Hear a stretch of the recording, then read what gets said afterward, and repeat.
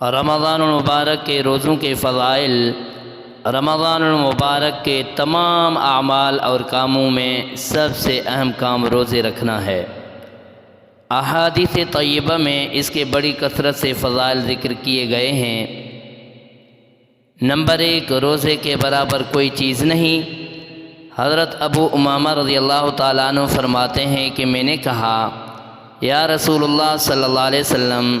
مجھے کسی بہترین عمل کی رہنمائی فرمائیے۔ آپ صلی اللہ علیہ وسلم نے ارشاد فرمایا، روزہ رکھنے کو اپنے اوپر لازم کر لو، کیونکہ اس کے برابر کوئی چیز نہیں۔ نسائی شریف کی روایت میں حضرت ابو امامہ رضی اللہ تعالیٰ عنہ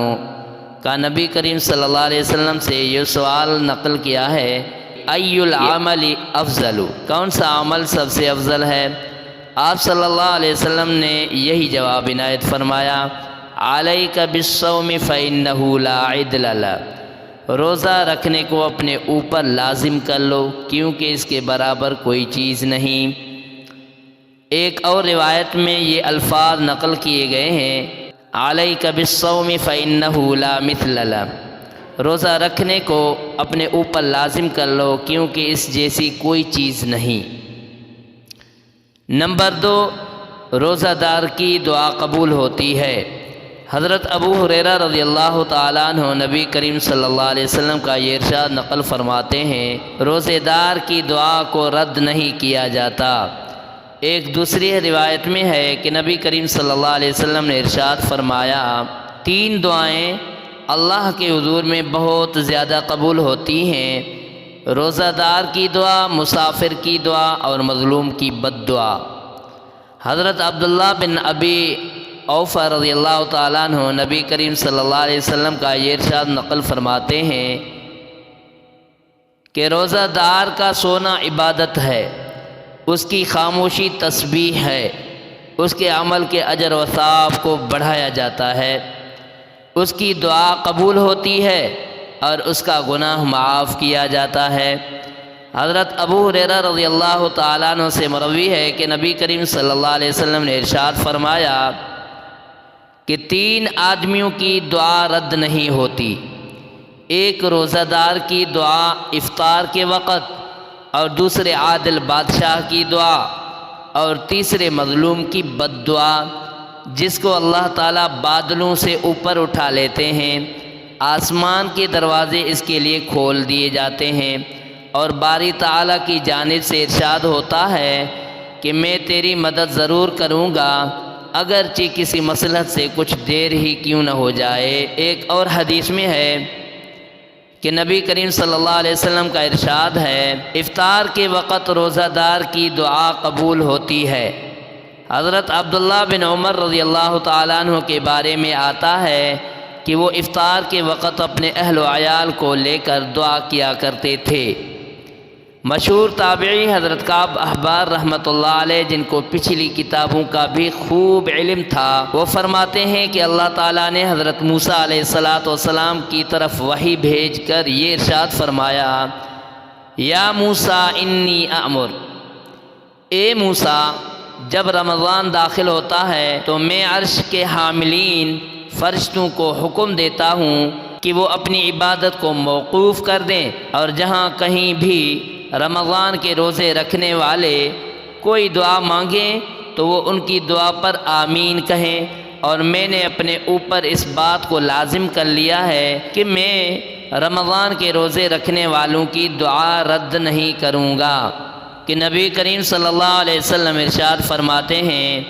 کہ رمضان میں اللہ کا ذکر کرنے والے کی مغفرت ہوتی ہے، اور اللہ تعالیٰ سے سوال کرنے والا محروم نہیں رہتا، لہذا روزہ داروں کو اس مہینے کی قدر کرتے ہوئے خوب دعا مانگنے کا اہتمام کرنا چاہیے۔ نمبر 3، روزہ داروں کے لیے جنت کا ایک دروازہ مخصوص کیا گیا ہے۔ حضرت سہل بن سعد رضی اللہ تعالیٰ عنہ نبی کریم صلی اللہ علیہ وسلم کا ارشاد نقل فرماتے ہیں کہ جنت میں 8 دروازے ہیں، جس میں سے ایک دروازہ ریان ہے، اس میں سے صرف روزہ دار داخل ہوں گے۔ مسلم کی روایت میں ہے کہ آپ صلی اللہ علیہ وسلم نے ارشاد فرمایا،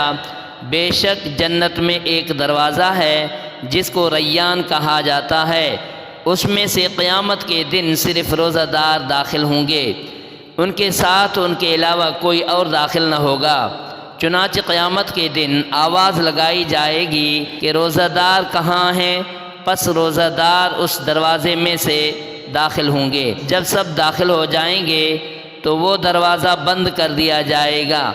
پھر اس دروازے سے کوئی داخل نہ ہوگا۔ ترمذی شریف کی روایت میں ہے کہ اس ریان دروازے سے جنت میں داخل ہونے کی فضیلت یہ ذکر کی گئی ہے، یعنی جو اس ریان دروازے سے داخل ہو گیا وہ کبھی پیاسا نہیں ہوگا۔ نمبر 4، روزہ دار کی بخشش و مغفرت کر دی جائے گی۔ روزہ کی ایک بڑی فضیلت یہ ہے کہ یہ گناہوں کی بخشش کا ذریعہ ثابت ہوتا ہے۔ چنانچہ حدیث میں ہے کہ حضرت ابو ہریرہ رضی اللہ تعالیٰ عنہ نبی کریم صلی اللہ علیہ وسلم کا یہ ارشاد نقل فرماتے ہیں کہ جس نے رمضان کے روزے ایمان کی حالت میں اجر و ثواب کی نیت سے رکھے، اس کے پچھلے تمام گناہ معاف کر دیے جاتے ہیں۔ ایک روایت میں پچھلے گناہوں کے ساتھ ساتھ اگلے گناہوں کی مغفرت بھی ذکر کی گئی ہے۔ چنانچہ نبی کریم صلی اللہ علیہ وسلم نے ارشاد فرمایا، جس نے رمضان المبارک کے روزے ایمان کی حالت میں ثواب کی نیت سے رکھے، اس کے اگلے پچھلے تمام گناہ معاف کر دیے جاتے ہیں۔ محدث کبیر علامہ ابن حجر عسقلانی رحمۃ اللہ علیہ فرماتے ہیں، پچھلے گناہوں کی معافی تو واضح ہے، اگلے گناہوں کی معافی کا ایک مطلب یہ ہے کہ اگر گناہ ہو جائیں تو اللہ تعالیٰ کی جانب سے معاف کر دیا جائے گا، اور دوسرا مطلب یہ ہے کہ آئندہ اللہ تعالیٰ کبیرہ گناہوں سے محفوظ رہنے کی توفیق عطا فرمائیں گے۔ واضح رہے کہ مذکور حدیث اور اس جیسی دیگر احادیث میں بخشش سے مراد یہ ہے کہ صغیرہ گناہ معاف ہوتے ہیں، ساتھ کبیرہ گناہوں سے بھی توبہ کر لے تو وہ بھی معاف ہو جائیں گے۔ حضرت معاذ بن جبل رضی اللہ تعالیٰ عنہ سے مروی ہے کہ نبی کریم صلی اللہ علیہ وسلم کا ارشاد ہے، جس نے رمضان کے روزے رکھے، 5 نمازوں کا اہتمام کیا، بیت اللہ کا حج کیا، راوی کہتے ہیں کہ مجھے یاد نہیں زکوٰۃ کو بھی ذکر کیا گیا تھا یا نہیں، تو اللہ تعالیٰ نے اپنے ذمہ لازم کر لیا ہے کہ اس کی مغفرت کریں گے۔